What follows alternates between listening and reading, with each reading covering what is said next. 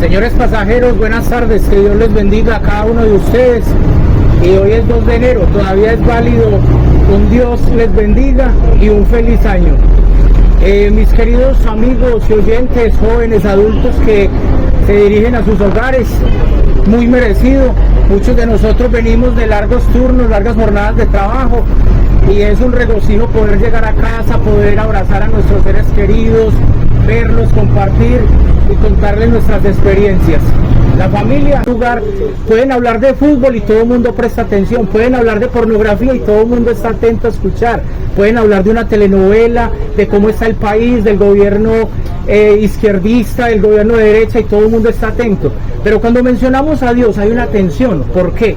Si es el ser más maravilloso, es nuestro creador, es nuestro Dios, nuestro hacedor, y el que más necesitamos, y es precisamente al que más le damos la espalda. Acaba de finalizar un mes donde todo el mundo ama al bebé que nace en Belén, ¿cierto? Y en un pesebre, y nos encanta la historia, pero la mayoría de gente odia lo que ese bebé empezó a enseñar y a transmitir.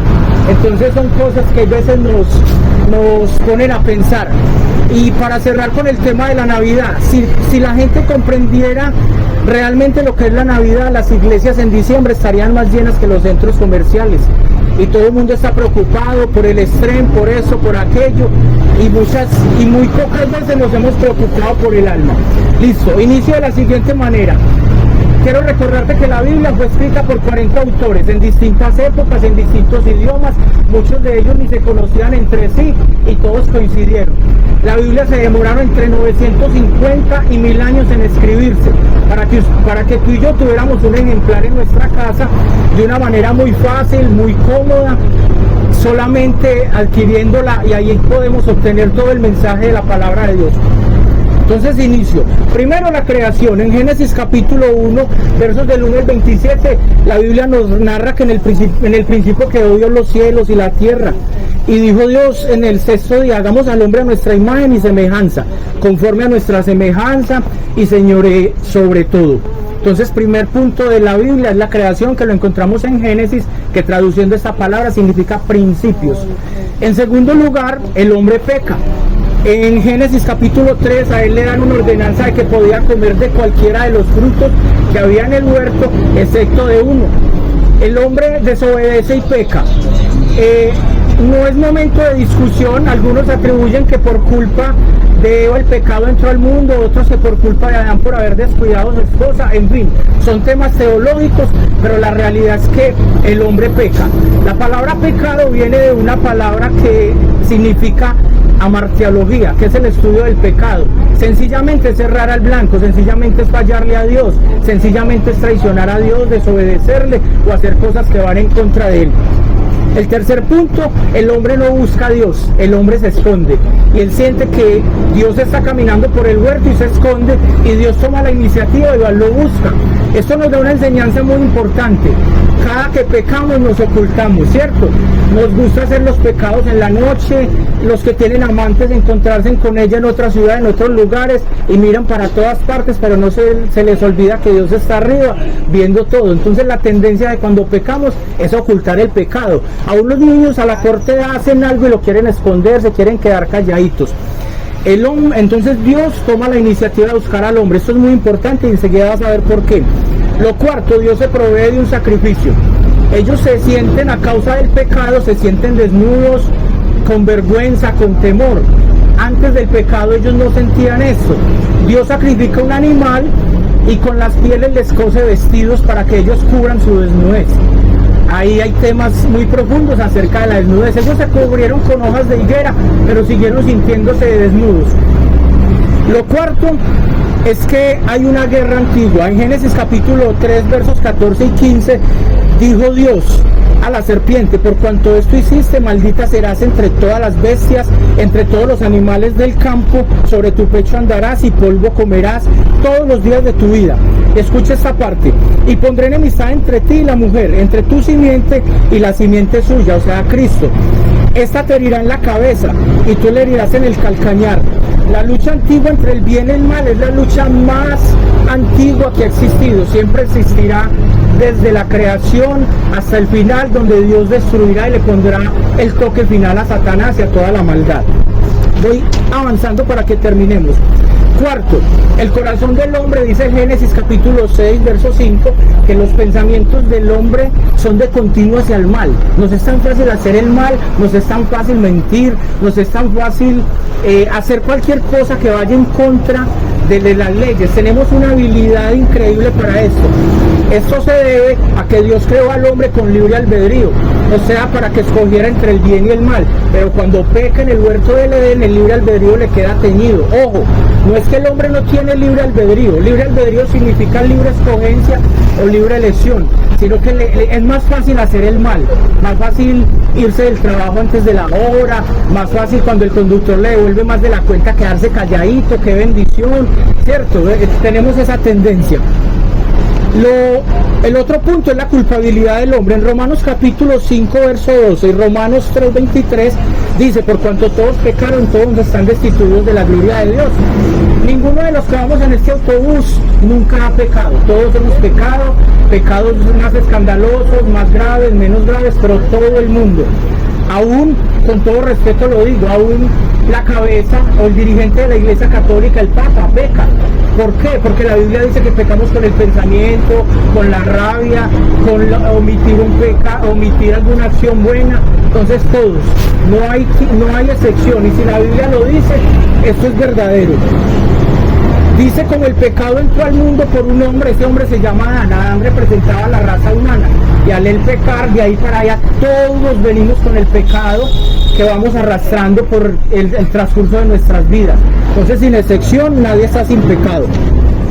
Dios se provee de un Salvador. En Juan capítulo 1, verso 29, Juan el Bautista se encontraba en el mar bautizando, ¿cierto? A los adultos que venían a él para que lo bautizaran. Y cuando ve a Jesús de lejos, yo sé que la mayoría de aquí se lo saben, dijo: he aquí el Cordero de Dios que quita el pecado del mundo. O sea que el mundo estaba en pecado, el mundo entero, y que la provisión para ese pecado era Jesucristo. En el Antiguo Testamento ellos ofrecían sacrificios, palomas, pero seguían pecando, y eso no era suficiente para satisfacer el deseo de Dios. Solamente Cristo, el Cordero inmolado, el Cordero puro, el Cordero santo, el que dice que el que enmudeció cuando lo lastimaban, el que perdonó a los que lo crucificaron, el que no había engaño en él, el que nunca fornicó, nunca robó, nunca adulteró. El Señor Jesucristo, ese Salvador santo y perfecto, era el único Cordero que podía satisfacer las necesidades que Dios esperaba. El castigo por el pecado en Isaías capítulo 13 dice literalmente, ya voy terminando: castigaré al mundo por su maldad y a los impíos por su iniquidad. Haré que cese la arrogancia de los soberbios y abatiré la altivez de los poderosos. Muchas veces nos hemos preguntado por qué los malos prosperan, por qué los malos consiguen propiedades, por qué no hay fracaso para ellos, porque pareciera que no tienen dolor, que nada les aflige. Y la gente que se entrega a Dios, entonces le detectan un cáncer, o hay dificultades económicas, o hay divorcio, hay un montón de cosas. No. Le aconsejo, si tiene buena memoria, leer el Salmo 73 en su casa. Allí está la historia de un profeta que le estaba reclamando a Dios porque los impíos prosperaban, y dice que se llenó de amargura y de dolor, pero que entró en oración, y en la oración Dios le dijo que estuviera tranquilo, que ellos suben a lugares muy altos, pero que tarde o temprano será su caída. No hay pecado que no sea castigado, no hay pecado que no vaya a salir a la luz. Un día se va a saber quién cometió o quién dio los órdenes para los crímenes de lesa humanidad. Algún día se sabrá quién se robó esos dineros que nadie pudo saber quién se los robó. Algún día va a salir a la luz todo eso.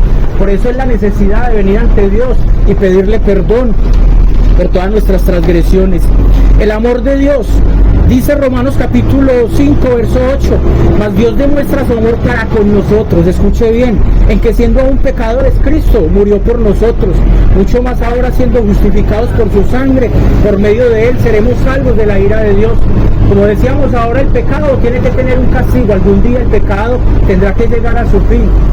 Mire, cualquiera hace algo por una persona buena, se sacrifica, hace un esfuerzo, pero Cristo es tan poderoso que murió por pecadores. Cristo pudo haber dicho: no, yo moriría por alguien bueno. En realidad no había alguien bueno, pero en realidad él murió, fue por pecadores. El amor de Dios.